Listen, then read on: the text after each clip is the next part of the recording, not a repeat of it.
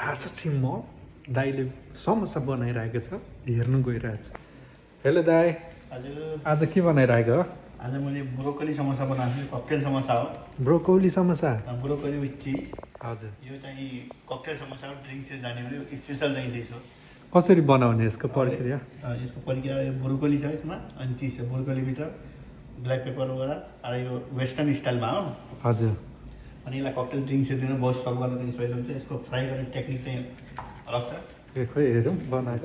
यसरी बनाएर यसरी बनाउने अनि यसरी हाल्ने अनि समोसा त्यसमा पानी लगाएर पानी लगाएर यो चाहिँ एउटा ककटेल समोसा हो। देख्दाखेरि बहुत राम्रो पनि देखिन्छ।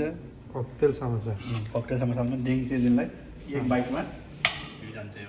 म भिडियो क्वालिटी त फेरि यस्तो क्लियर छैन ल दाइ। यता हेर्नु त स्माइल आयो। घर चाहिँ कहाँ हो तपाईँको? घर चाहिँ मेरो गुल्मी हो। गुल्मी, नेपाल गुल्मी। कति वर्ष भयो यो कुकमा काम गरेको? म अहिले 17 वर्ष भयो। कहाँ काम गर्नुभयो? म पहिला अफ्रिका नाइजेरियातिर थिएँ अनि दुबईतिर आएको थिएँ। अफ्रिका नाइजेरियामा कति वर्ष गर्नुभयो? 15 वर्ष बसेँ। 15 वर्ष नाइजेरियामा। अहिले इन्डियन फुडहरू त तपाईँलाई सब बनाउन आउँछ होला? इन्डियन, चाइनिज, कन्टिनेन्टल, इटालियन सब।